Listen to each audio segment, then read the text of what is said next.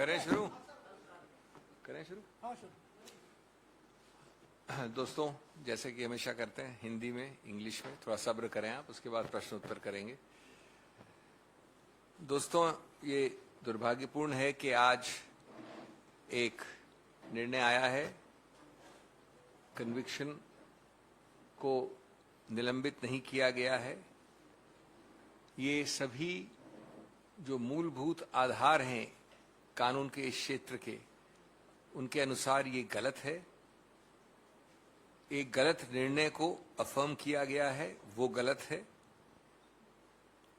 हमारे पास जितने भी कानूनी विकल्प हैं, प्राथमिक जिसमें है उच्च न्यायालय की तरफ जाना, उसके अधिकार क्षेत्र का हम उपयोग करेंगे, निकट भविष्य में करेंगे। इसमें तिथि देना आवश्यक नहीं है, लेकिन हमारे सभी अधिकार क्षेत्र जल्द से जल्द इस्तेमाल किए जाएंगे।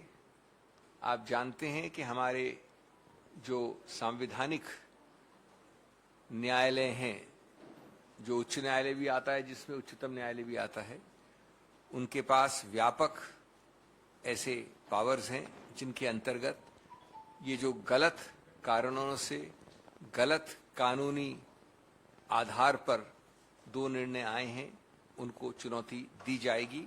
और हमें आशा और विश्वास है कि जल्द से जल्द ये सही की जाएगी, गलती को ठीक किया जाएगा न्यायिक कानूनी रूप से।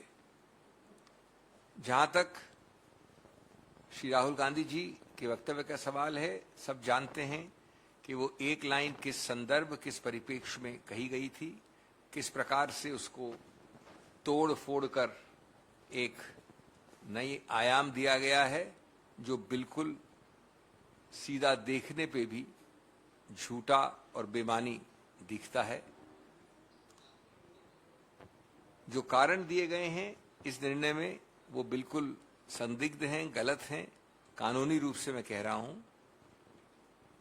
और जो बार बार ओबीसी के विषय में टिप्पणियां की जा रही हैं, उनका उल्टा असर अब हो रहा है। सभी लोग समझते हैं कि ओबीसी समुदाय के लोगों ने ये समझ लिया है कि मोदी जी और सत्तारूढ़ बीजेपी किस प्रकार से उनके नाम का दुरुपयोग कर रहे हैं, उनके नाम को भुनाने का प्रयत्न कर रहे हैं राजनीतिक रूप से।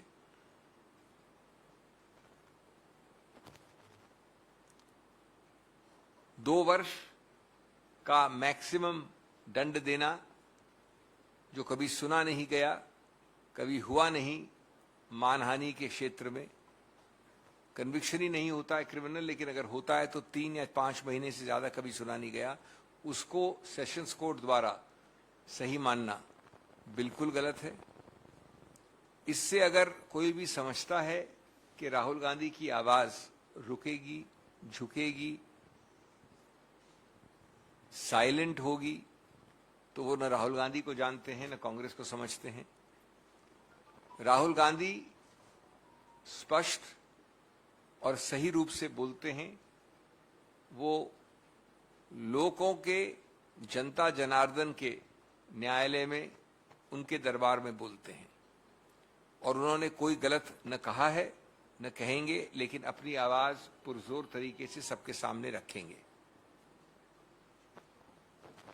उनके पीछे पड़ना, उनको कभी ट्रोल करना, उनके संसद में बोलने से पहले प्री कंडीशंस रखना, संसद को सत्तारूढ़ पार्टी द्वारा अवरुद्ध करना, उनकी सदस्यता पे प्रश्न चिन्ह लगाना, उनको प्रिविलेजेस कमेटी से डराना धमकाना, इस किसी से कुछ फर्क न पड़ा है, न पड़ेगा, न राहुल गांधी को, न कांग्रेस पार्टी को। जो उनके कानूनी अधिकार क्षेत्र हैं, संवैधानिक अधिकार क्षेत्र हैं, उन सब का वो प्रयोग करते रहेंगे।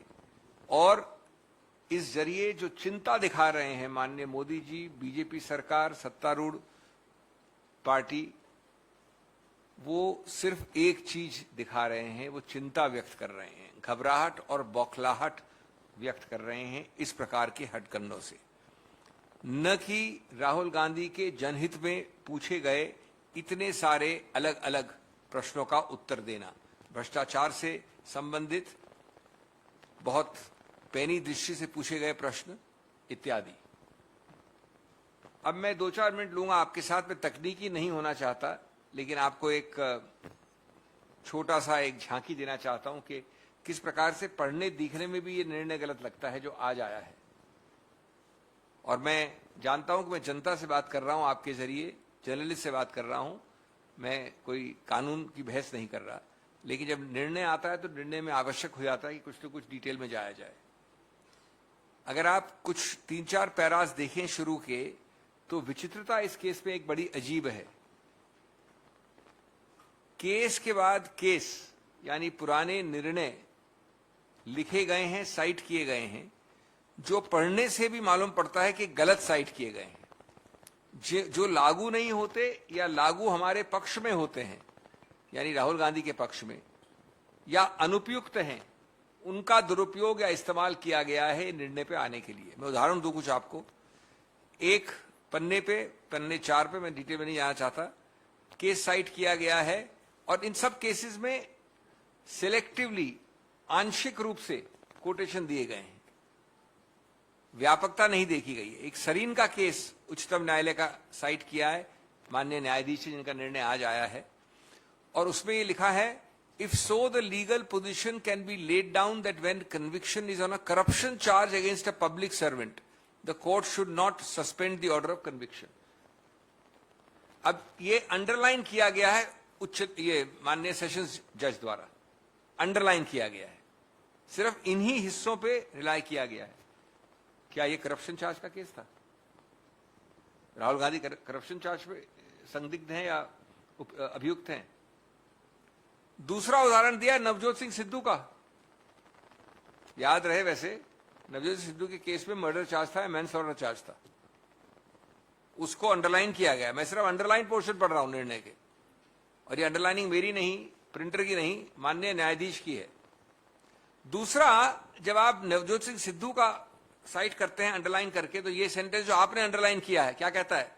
But the person seeking stay of conviction should specifically draw the attention of the appellate court to the consequences that may arise if the conviction is not stayed. Rahul Gandhi ने क्या किया था? यही तो बताया था कि परिणाम कितने सीरियस हैं, कि मेरे को जो मानव अधिकार है पार्लियामेंट के अंदर बोलने का या रहने का, वो निलंबित हो जाएगा। और याद रहे कि यही कॉन्सिक्वेंसेज एक मर्डर चार्ज में 2007 में माननीय सिद्धू साहब ने उच्चतम न्यायालय को बताया, उन्होंने सस्पेंड कर दिया कन्विक्शन मर्डर चार्ज में। इसको साइट करते हैं माननीय न्यायाधीश, अंडरलाइन करते हैं, लेकिन मेरे विरुद्ध लागू करते हैं। यह आपको पारदर्शी लिखित रूप से आम आदमी को समझने वाली गलतियां बता रहा हूं, मैं कोई कानूनी दलील नहीं कर रहा। तीसरा केस साइट किया है रविकांत पाटिल का, अंडरलाइन किया है, वही कहा है, should draw the attention of the appellate court to the consequences that may arise if conviction is not stayed. ये इसलिए लिखा जाता है सेंटेंस कि जहां पर कोई आदमी निलंबित हो जाए, सस्पेंड हो जाए असेंबली से या पार्लियामेंट से, तो ये परिणाम आप लाइए सामने, हम सस्पेंड कर देंगे कन्विक्शन। इसको साइड किया गया मेरे विरुद्ध। ये तो मजाकिया गलती होगी, और इसको हम उच्च न्यायालय में बिल्कुल सामने रखेंगे। एक चौथा केस श्याम नारायण पांडे साइड किया गया, आपके पन्ने 6 में होना चाहिए अगर आपके पास कॉपी है तो। उसमें लिखा है, similar, if the convict is involved in crimes which are so outrageous, then it would have serious impact on the public perception of the integrity of the institution, then it should not be stayed. Criminal मानहानि so outrageous, इसको तो terrorism जैसी बात कर रहे हैं या खून खराबे की बात कर रहे हैं। मानहानि का चार्ज है जो अभी मानहानि के लेवल पे है।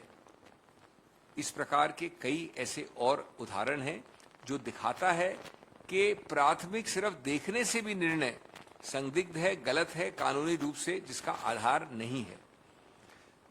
3 और जगह, एक उसका उदाहरण है पृष्ठ नंबर 10 पे, और एक अंत में वापस बार बार इस न्यायालय ने, इनके माननीय न्यायाधीश ने कहा है कि appellant has insulted and humiliated Mr. Modi, the Prime Minister.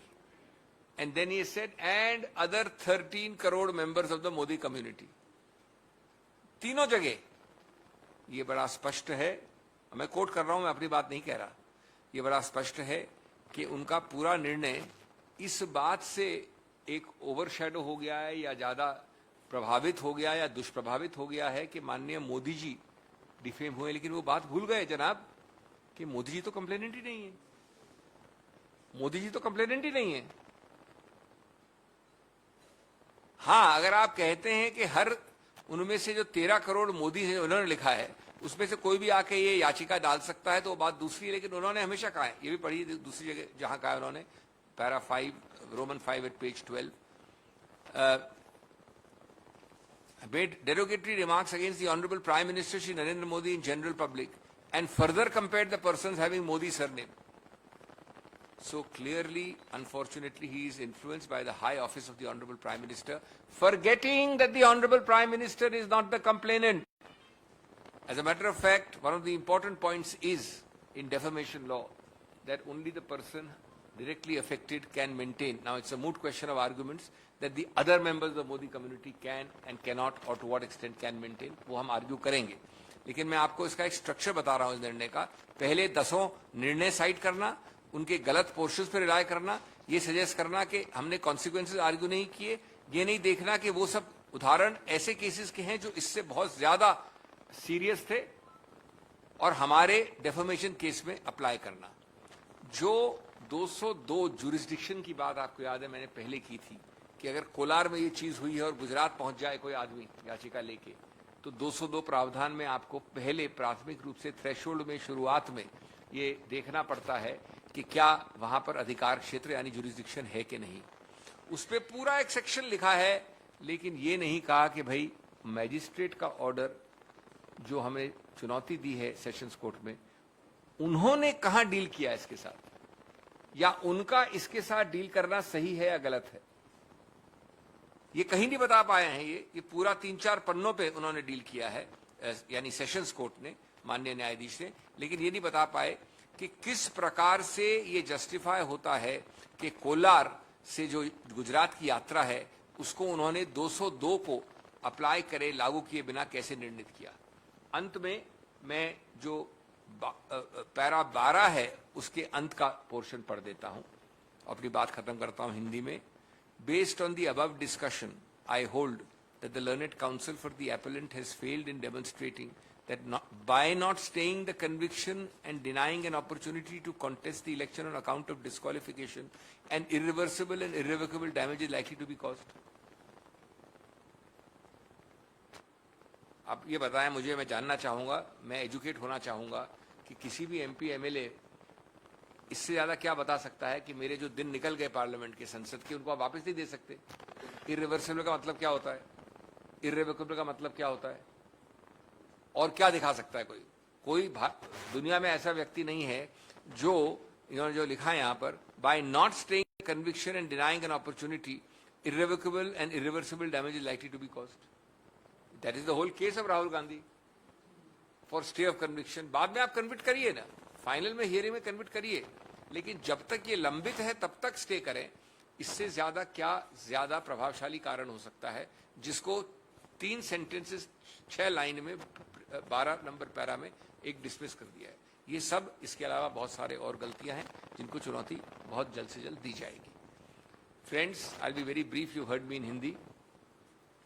The point is simple in that a most unfortunate and unsustainable legal decision of the magistrate has been upheld in a even more unsustainable and erroneous judgment of the Sessions Court given today.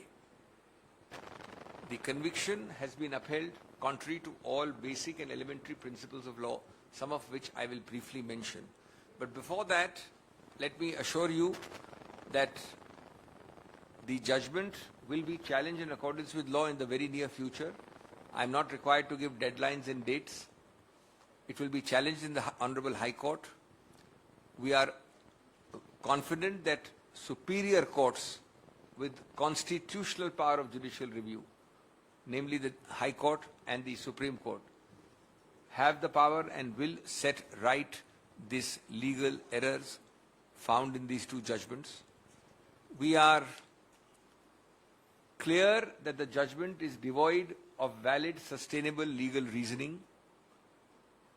The one sentence, one line remark of Rahul Gandhi in a 2.5 odd page speech has been from inception distorted completely out of recognition to serve the narrow ends of motivated complainants.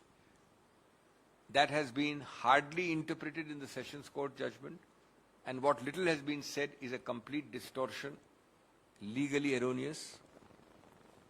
The BJP's speed and zeal to act after the original magistrate order depicts their lightning speed when they are motivated by political animosity, from house taking to electricity connection, disconnection, to notices, etc., etc. Their completely misleading and misplaced statements about the OBC community have backfired on them, and the whole community and the whole of India now sees the BJP as misutilizing and encashing the entire OBC community for narrow, cheap political gains. Friends, the voice of Rahul Gandhi is not to be silenced in the manner that the BJP thinks it can do. The BJP has been, in a sense, from Mr. Modi downwards to the government, to the ruling party, captured in a fear psychosis, if I may say so. They have unleashed lakhs of trolls and trollers against Rahul Gandhi. They have the remarkable, unprecedented principle that unless you apologize, we will not allow you to speak in Parliament. They have the even more unprecedented principle of the ruling party disrupting Parliament. They sometimes threaten you with privilege notices, sometimes with suspension, but they do not know the stuff Rahul Gandhi is made of. They do not know the resilience of the Congress. His voice will not be silenced because he speaks to the court of the people first and foremost. He doesn't speak anything which is remotely defamatory in this case, but he will continue to speak fearlessly in the court of the people. And clearly these pressure tactics, from defamation to privileges to not speaking in Parliament to suspension, etc., etc., are intended to silence his strong, fearless voice on issues of governance, rather misgovernance, on issues of corruption, on issues of Adani Gate, etc., which my colleague has been raising continuously for several months. Friends, may I end, without wanting to sound technical, with a few examples which ex facie, on the face of it, not meaning to talk to a legal audience, to the whole world shows how unsustainable the judgment which has come today is. The first 7-8 pages are only quotations from judgments, Supreme Court judgments mostly, underlined by the learned judge. The amazing part is that these are inapposite judgments, selectively underlined, in respect of either offences which are nothing to do or similar to offences in my case, or actually directly supporting my stand. They are underlined and used to dismiss my appeal, whereas a bare reading of those precedents, judicial precedent, shows that they are entirely in the favor of the point I am making. I'll give you a few examples. A case is cited called Sareen's case, where the quote-unquote para is, if so, and the para underlined by the judge, to say why suspension of conviction should happen in the rarest case. When? He underlines this portion. If so, the legal position can be laid down that when conviction is on a corruption charge against a public servant, the appellate court or the revisional court should not suspend the order of conviction. I am surprised that the learned judge did not find out that we are talking of criminal defamation, not a corruption charge, till the date of the judgment today. The next case cited is Navjot Singh Sidhu, which is the para is, but the person seeking stay of conviction should specifically draw the attention of the appellate court to the consequences that may arise if the conviction is not stayed. What did Sidhu do, sir? This is the portion underlined by you.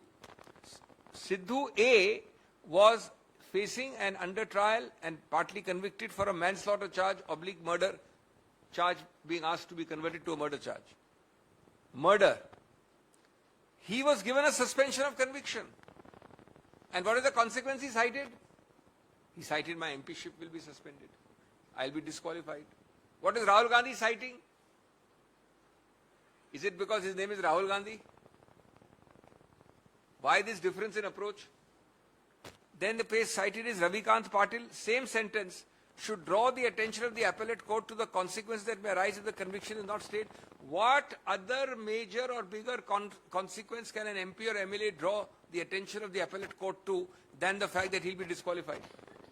There is nothing else available or possible, but the learned judge underlines this and suggests as if there should have been some extra consequence which he should have told before I can suspend the conviction.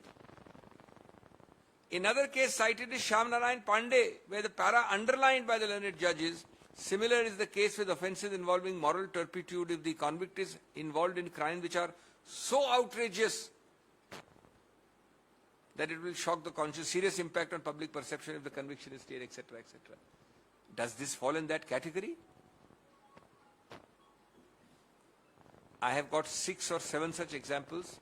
I am not repeating them. The second part of the judgment in 3 paras repeatedly mentions that it is an outrageous defamation because Honorable Prime Minister Modi has been defamed, and then adds, along with that 13 crore members of the Modi community. Now the second part will be contested in appeal. That's a false, distorted, wrong interpretation.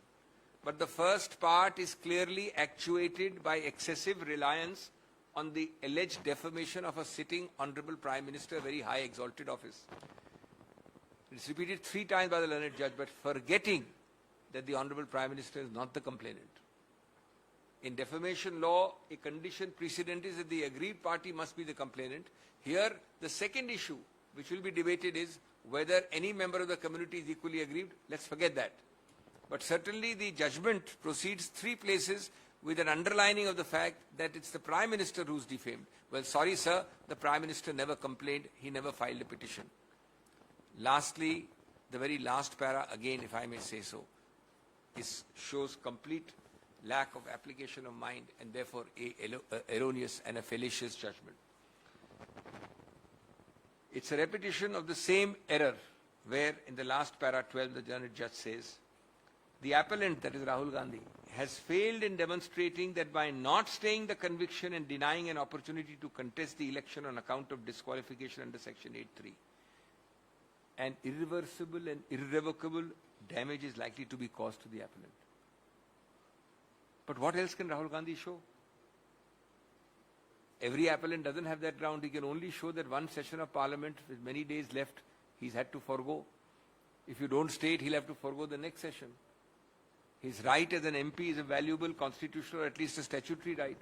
His right to speak, vote, engage in discourse is a valuable right. This can't be affected. That's what he's been showing. That's what he's been arguing. So what else does the judgment want us to do? This is the legal test which the judgment is quoting, underlining.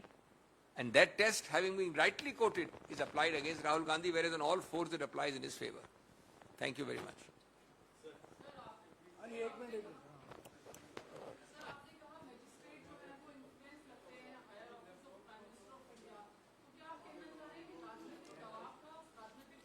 देखिए, मैं वकील होने का फायदा ये है कि मैं अपने हर शब्द को बहुत पॉइंट प्रिसाइसली चूज करता हूं.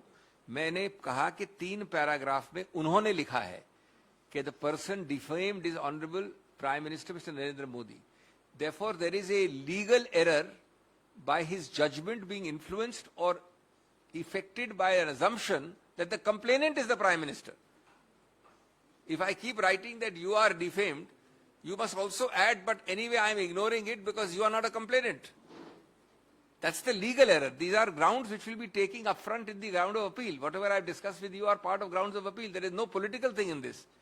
The second part of my briefing is not the political part at all.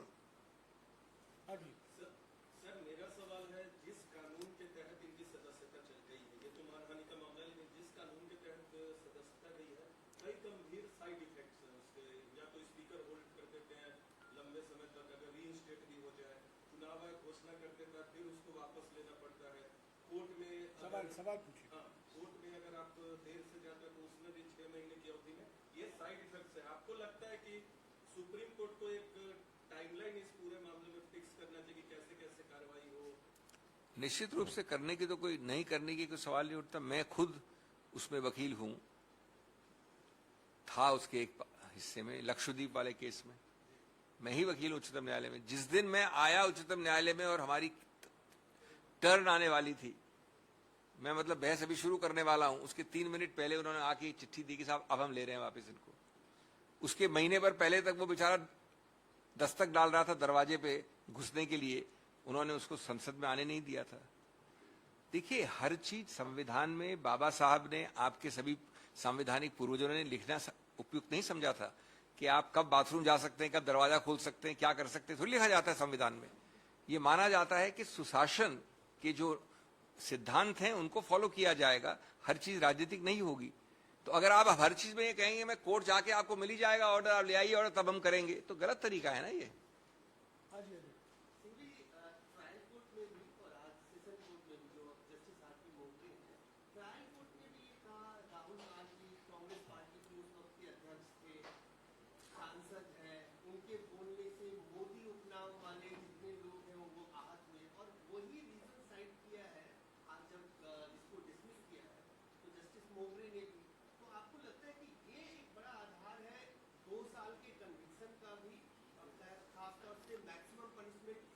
देखिए, पहली बात आपका जो प्रश्न है उसमें उत्तर निहित है। अगर मैं एक अखिल भारतीय स्तर का राजनीतिज्ञ हूं तो आप मुझे 2 वर्ष का दंड देंगे मेरे पद के अनुसार, या इसके अनुसार कि जो मैंने कहा है वो बहुत ही एक घिनौना मानहानि है, या मार्जिनल मानहानि है जो डिबेट हो सकती है, या मानहानि नहीं है। आप इसलिए देंगे कि ये इतना बड़ा पौधा उसको ऑक्यूपाई करते हैं, ये तो सीधा ही गलत है कि नहीं है। नंबर 2, मैं जानना चाहूंगा कि कितने केस हम जानते हैं वकील की हैसियत से या आम आदमी, जबकि 2 वर्ष का, 1 वर्ष 11 महीने 29 दिन नहीं का दंड दिया गया हो, जो मैक्सिमम पनिशमेंट है फर्स्ट टाइम ऑफेंडर के लिए। मेरे को तो कोई केस पता नहीं है, क्रिमिनल ट्रायल्स और लोग ज्यादा करते हैं मेरे से, उनको भी कोई केस पता नहीं है। नंबर 3, अगर आपको लगता है कि इसमें कानून में एक प्रावधान है स्पष्ट रूप से लिखा हुआ कि कंप्लेंट इसकी वही कर सकता है जिसको, जो एग्रीव्ड वर्ड एग्रीव्ड हो, तो ये तो क्लियर है इस प्रावधान से कि इसका इरादा क्या है, इसका उद्देश्य और मंतव्य क्या है। कि मैं आपको गाली दूं तो आप मेरी तरफ करें, ये तो क्लियर है। ये भी क्लियर है कि जो 3 नाम लिए उस वाक्य में, उन तीनों में से किसी ने कंप्लेंट नहीं की। अब अगर उसके निहित एक ऐसा चीज है जो कि सिर्फ, मैं कहता हूं कि एक महिला है जिन्होंने ये साड़ी पहनी है, जिनकी हाइट 5 फीट 9 इंच है, वो ऐसा बोलती है कि नाम नहीं लेता हूं, तब मालूम पड़ता है कि सब एक ही व्यक्ति हो सकता है। ये शायद वो भी कर सकती है मेरे विरुद्ध मानहानि। लेकिन ये कहना कि 13 करोड़ जिनका भी सरनेम उपनाम मोदी है, वो तब सभी दंडित कर सकते हैं मेरे को, जबकि जो मोदी जिसकी बात कर रहा हूं मैं, वो खुद याचक नहीं है। ये क्या कानून का सही उपयोग है, दुरुपयोग है, क्या है, विकृतपना है, तो आप सब कुछ समझ सकते हैं। हाँ जी सिद्धार्थ।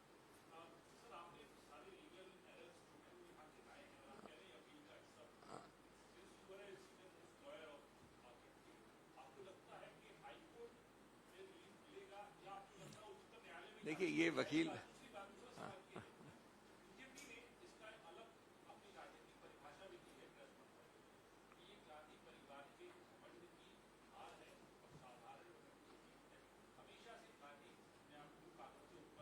हाँ, तो पहली बात तो जो दूसरा प्रश्न है उसका मतलब है कि कभी भी गांधी के विरुद्ध कोई भी मानहानि का करें तो उच्चतम न्यायालय तक आपको वो डिस्मिस करना चाहिए। उच्चतम न्यायालय अगर उनके पक्ष में होल्ड करती है तो वो जनता जनार्दन के विरुद्ध है,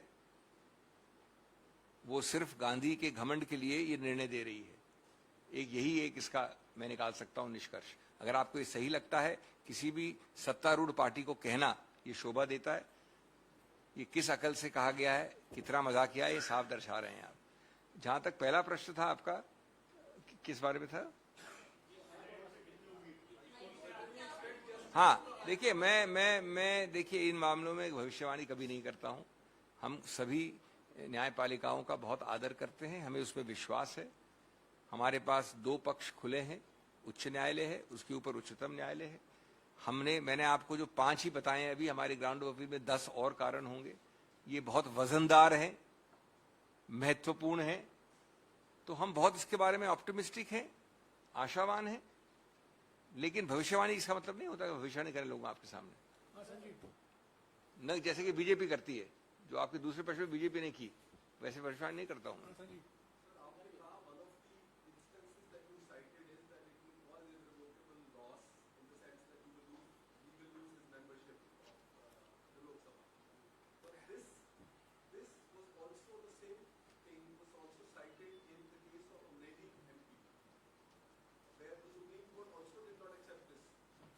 No, Must be case. I'm not saying every case you will accept it.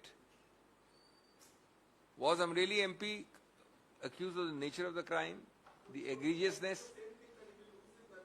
No. That obviously, you, no. 1 minute. You tell me what other consequence can a MP or MLA, who is still case is pending, you tell me I am happy to take this plea in the High Court on your advice. No, seriously. Should he say that I will lose my house? Should he say that he will be on the streets? What consequence can you think of? Number 2, it doesn't mean that everybody who's losing or having a disqualification has to get a stay of conviction. But my point is, if Rahul Gandhi's case on a mere defamation charge, not a murder charge, not a conviction on corruption charge, is not good enough to get him a stay of conviction, if he is being disqualified, then what is the special reason which we are looking for? I am not able to think of it. That's my point.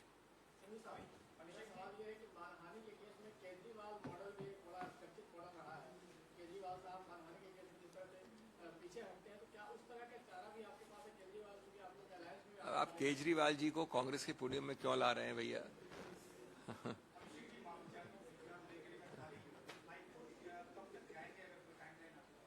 बहुत निकट भविष्य में। आज तो निर्णय आया, ये timeline से मुझे बड़ा रोचक लगता है। पिछली बार हमारे को बहुत सारे इंटरनेट लॉयर्स और व्हाट्सएप लॉयर्स सुझाव दे रहे थे कि मैं तो 8 घंटे में अपील फाइल कर देता हूं और मैं तो 12 घंटे में अपील फाइल कर देता हूं। तो इसलिए मैं उस तरह की चीज में कोई फायदा नहीं है।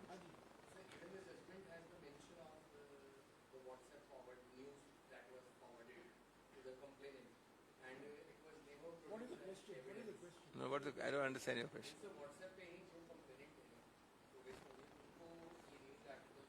Oh, ठीक है, that's all right. क्या बोलना है उसमें? सवाल क्या है? नहीं, वो आप जो कर रहे हैं, मिक्सअप कर रहे हैं, वो किसी एविडेंस एक्ट में ईमेल कम्युनिकेशंस को वेरीफाई करना होता है बाय सर्टेन फोरेंसिक सिस्टम, उसके ऊपर था। उससे कोई मतलब नहीं है इसका। हाँ जी, नहीं, इससे अलग नहीं, इससे अलग नहीं। और कोई सवाल इस पर? बस, थैंक यू। अलग सवाल अलग से।